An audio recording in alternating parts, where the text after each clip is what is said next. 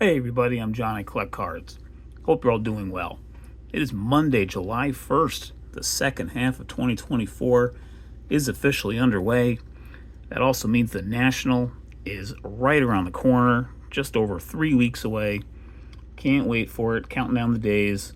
And I'll be doing a video or two leading up to that soon. But in this video, I titled it A Tribute and a Trifecta. And I want to get the tribute done first here. Got four cards in front of you, in front of me, in front of you, of Giants and Cardinals and Braves and a few other teams toward the end of his career. A great hitter, great player, really good hitter in his day, Orlando Cepeda. We lost another legend just this weekend, and for San Francisco Giants fans, it's just made it even hurt even more. I would think just the timing. 10 days apart, Willie Mays and Orlando Cepeda have left us. So just kind of a another sad day for baseball. We are losing our all-time greats, and I know a few years ago we lost a lot of them in seemingly rapid succession, and just in 10 days losing two all-time great Giants. I have, just since I got back in the hobby 4 years ago, I've managed to pick up a trio of Orlando Cepeda autographs. So I have them sharing them here. They're all from 2021 products, actually. This is Topps Chrome Black. This is 5-star, number to 25. And this is from Topps Chrome Platinum Anniversary, number to 150. This one's actually my favorite of the three. Just a really cool image of a young Cepeda, probably in his rookie year or maybe second year at the oldest, so definitely a 50s Cepeda, I would say. And then next to those autographs, I have this 1959 Topps All-Star, graded in a 6.5. I've shared all of these cards before, but I thought I would trot them out here just briefly. I remember my dad talking about Cepeda a fair amount growing up. He was a big Willie Mays fan when they were in New York, but when they moved to San Francisco, and he was still following him for a time. I know Orlando Cepeda was among his favorites. He also liked Willie McCovey as well. He used to talk about the line drive final out of the '62 World Series on more than one occasion. I remember him telling me about it, but I know he also talked about Cepeda as well as a player he liked watching. Guy just, he could hit the ball. Just watching some recent highlight clips of him this past weekend, the player in more modern times that he kind of reminds me of is Vladimir Guerrero, Vladdy Daddy. Just the way he just attacks the baseball on a swing. And so, gosh, it must have been really fun watching him hit day to day. And what a first few years he had in the game. And then later in his career with the Cardinals, won an MVP unanimously in '67, leading them to a world championship and another pennant the following year, along with a lot of his great teammates. So anyway, just wanted to share a few cards and tip my proverbial cap to Orlando Cepeda, Hall of Famer, and yeah, we'll miss you. We already are. So I also the second half of the title of this video I called the Trifecta. So I'm actually going to take one of those away, and I wanted to share three cards here that sometimes things just kind of happen in a coincidence.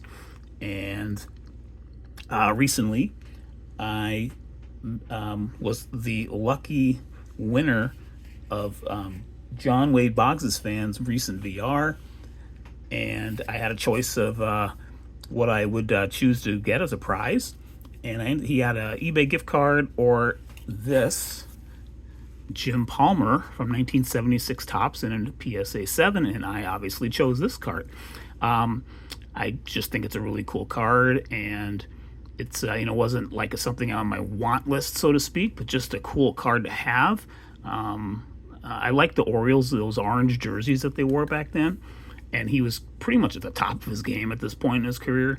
1975, he went 23-11 with a 2.09 ERA. I actually did not check to see if he won the Cy Young in '75, but I have to think he did with those kinds of numbers. But Jim Palmer is a great pitcher. I would say underrated in the hobby. Even though the Orioles did win well, gosh, he was on. He's one of the very few players to be on a World Series team in 3 different decades, and won 2 of them. So, in fact, won 3, I guess. Right? Yeah, 70. He won in 66. He won in 70. And he won in 83. So that was right near the end of his career. And he was on a couple of other pennant winners, too, for good measure. So, gosh, what a career this guy had. And when I was just getting into the game in terms of like following it, 78 was my first year collecting. His was a name that just, kind of was up there. He was at the top of the mountain in terms of major league pitchers at that time. Guys I remember kind of along with Palmer were Tom Seaver. I'd say he and Tom Seaver and Steve Carlton. Those were kind of like the big 3, I'd say, that you heard about or read about, even when, as a 6, 7, 8-year-old. Those are just names that they seemed lofty and wow, the Yankees are going up against Palmer tonight. We're in for it, kind of a thing. Back when, I would be watching games almost every day for at least part of the game, if not the whole thing. But anyway, so thank you again, John, for this. And he also accompanied a little note with this saying congrats on being one of the winners and support of his channel. So absolutely always love the videos you put out there. So thank you again, John, for this. I'm going to keep this right over here, kind of frame it a little bit since he's sort of pitching toward the middle of this little screen I got here. But anyway, so when I realized I won his contest and got the Palmer, it made me think about I just was thought to search for some Palmer cards. Why not? And on a random Saturday night recently, I saw an autograph of his going for a ridiculously cheap price in an auction that was ending in 10-15 minutes from when I saw it for the first time. And I was like, okay, I have to pay attention to this. I already had a Palmer autograph. I actually got one TTM'd from him for, I think he does $10 through the mail. But I was like, you know what? I could use another one. Why not? And for that cheaper price. Anyway, long story short, I won the auction for a very streaky, but still, it's a Jim Palmer autograph. A very streaky one, though, from 2023 Topps Brooklyn Collection, numbered to 75. The winning bid for this that I put in, it turned out to be $6.77. Even that price to me, even for a not high quality signature that would not grade well, not that I would ever grade this. I've never actually graded an autograph before. Not sure if I ever will. I do have a couple I want to authenticate, but grading autographs, not really my thing. But gosh, even with tax and shipping, it was like $11. So, with all out the door. And I thought it was just a cool autograph pickup to get. So I ended up getting that recently. And then, also made me realize, and it was on my VCP want list, but I just hadn't really been searching for it or anything, just because I've been, looking at other stuff. I did not have his rookie card. And so finally I was like, you know what? I picked this up from John. I just bought this for, a really cheap price. Maybe the time is now to look for his rookie card and just check that off the list. It's a pretty cool rookie card. I actually like the image itself. From 66 Topps. It's one of I think it's the biggest rookie in the set. I'm pretty sure it is. And I did finally pick it up after a little bit of searching, a little bit of keeping an eye on a couple. I think I may have lost out on one auction, but then another one I turned out to win, and it was actually for a better card, so I put a little bit more in than I lost the other one for, but in the end, I'm happy that I did it because I got a better card as a result, and I can't wait to actually get it graded. It is raw, and here it is. 1966 Topps Jim Palmer rookie card. Bring it up close a little bit. Off-center left, and a little off-center to the bottom as well, but overall, pretty nice card. I really liked it. It was definitely one I was following, and was happy to pick this one up. So I look forward to getting it graded. I'm going to drop this off at the National with a bunch of other cards at the SGC booth later this month. Here's the back. That's just some dust or something there. Back does have a little bit of discoloring there, but so it's not super clean, but it's pretty crisp. So for for the, I can't remember what the seller listed it as. Maybe an EXNM, maybe he had it for, like, listed as. And I do think it's got a chance, a decent chance for a 6, which would be great because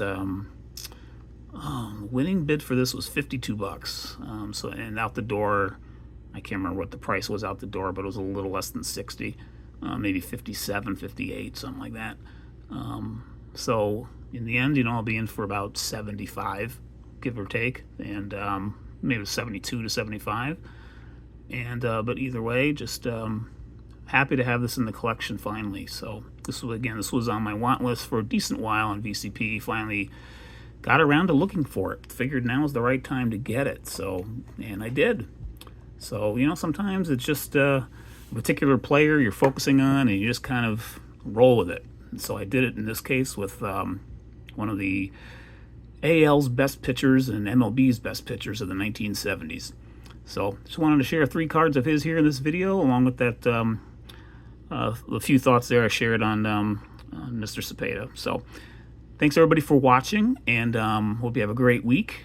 And I look forward to putting on another video, hopefully later this week. Beyond the Palmer stuff I did here recently, I just haven't been buying a whole lot, which is intentional actually. I mean, I haven't been doing no buying, but I've been doing pretty minimal stuff, and so I'm just gearing up for to see a lot of you later this month, and just walking the floor. That'll be a lot of fun. So until next time, take care, have a great week, and have a great 4th.